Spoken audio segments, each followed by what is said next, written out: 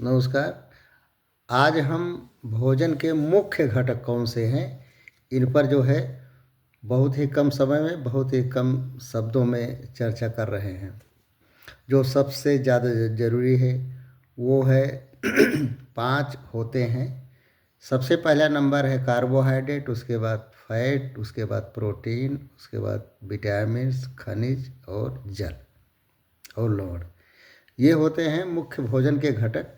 आइए हम क्रम से बारी बारी से एक एक के बारे में बहुत ही संक्षेप में बताते हैं। तो सबसे पहला कार्बोहाइड्रेट। कार्बोहाइड्रेट जो है कार्बन, हाइड्रोजन और ऑक्सीजन से मिलके बनता है। और ये जो है इसका उदाहरण जान लीजिए कार्बोहाइड्रेट का।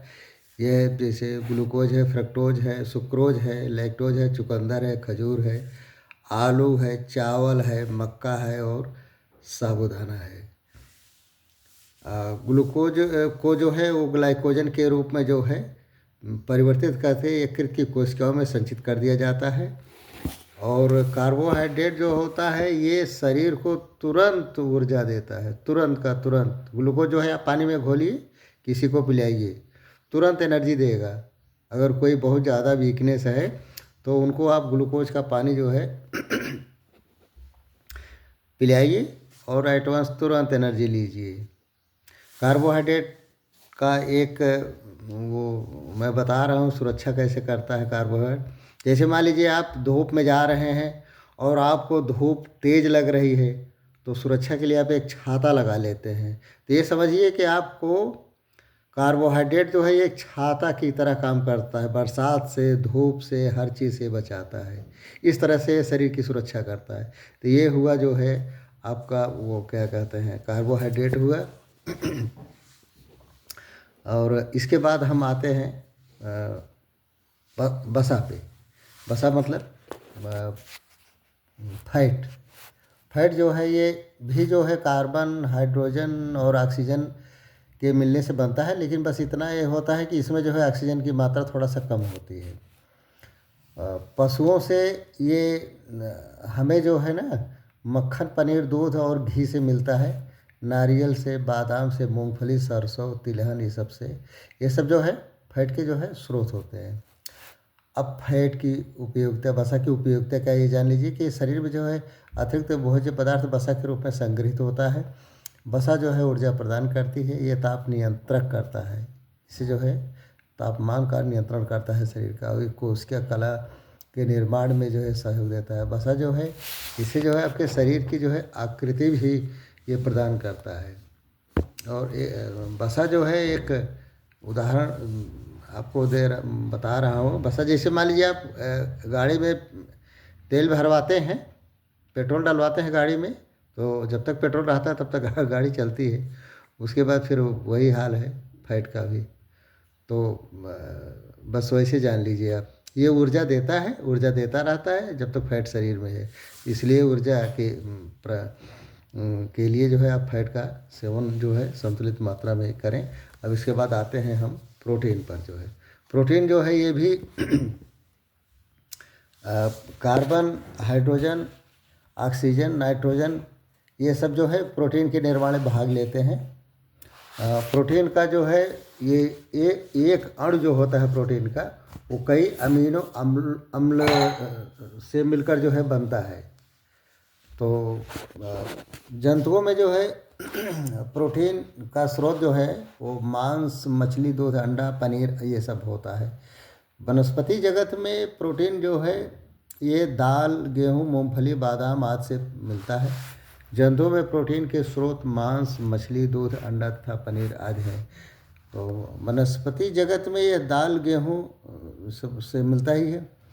और प्रोटीन का उपयोगिता क्या है ये आपको हम बता दें। प्रोटीन जो है ये जीवद्रव्य का निर्माण करता है, और शरीर में जहाँ भी कहीं टूट फूट होती है तो ये उसका निर्माण करता है।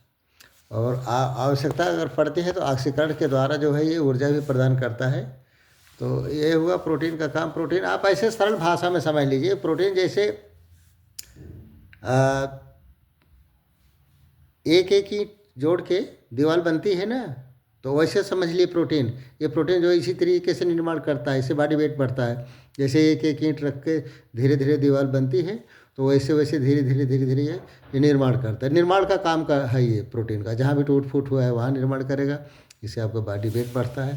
तो ये सब जो है ये प्रोटीन का काम ये सब हुआ। अब प्रोटीन की कमी जो है, प्रोटीन की कमी जो है इससे कुपोषण होता है। छोटे बच्चों में जो है 1 साल के बच्चों में जो है ज़्यादातर ये प्रोटीन की कमी देखने को मिलती है। इसे क्वाशरकोर और मेरेस्मस जो है ये रोग होते हैं।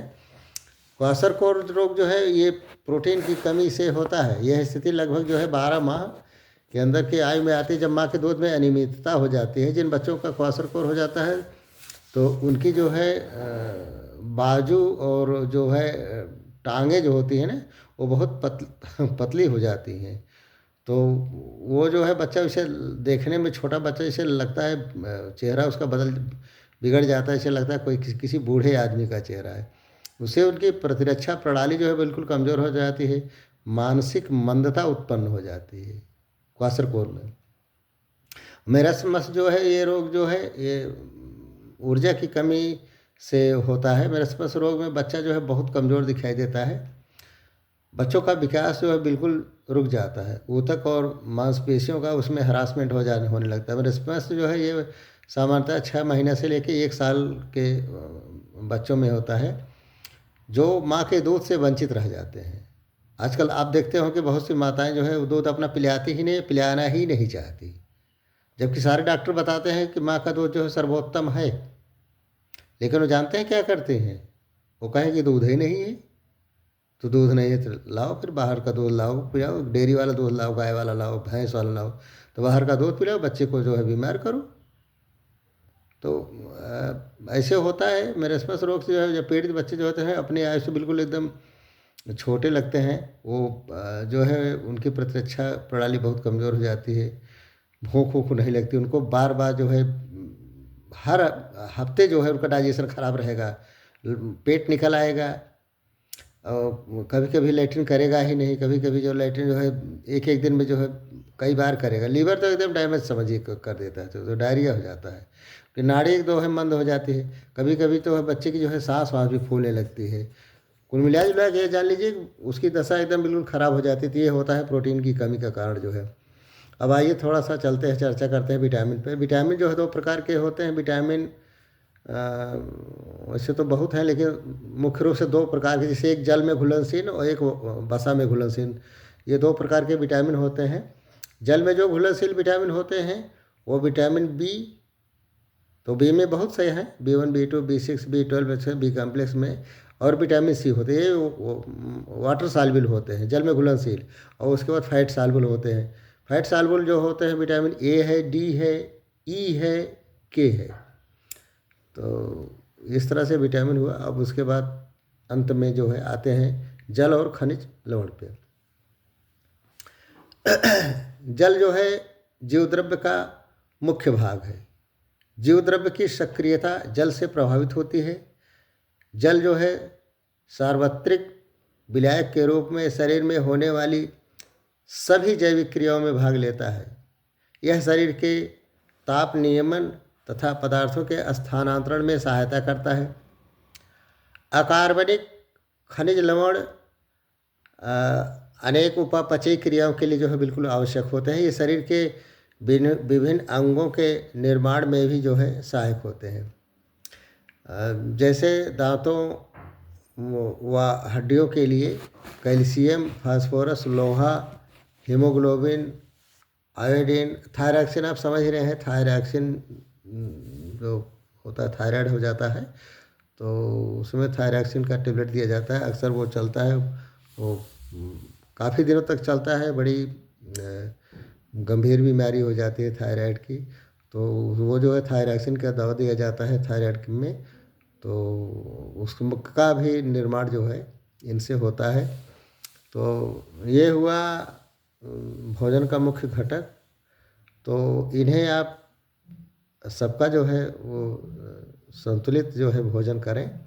संतुलित भोजन का मतलब ये जितना हमने बताया, जैसे कार्बोहाइड्रेट है, प्रोटीन है, फैट है, खनिज है, लवण है, फैट है, विटामिन है, सबको आप लीजिए। सबको अगर लेते हैं तो आपका शरीर जो है, शरीर का संतुलन बना रहेगा। आपकी रोग प्रतिरोधक क्षमता बनी रहे, मतलब बढ़ेगी। आपको कोई बीमारी बिल्कुल होगी ही नहीं। किसी एक प्रकार के भोजन पर बहुत ज़्यादा न लीजिए, संतुलित मात्रा में लीजिए, आप बिल्कुल एकदम ठीक रहेंगे। और धन्यवाद। बस आज के लिए इतना ही। धन्यवाद।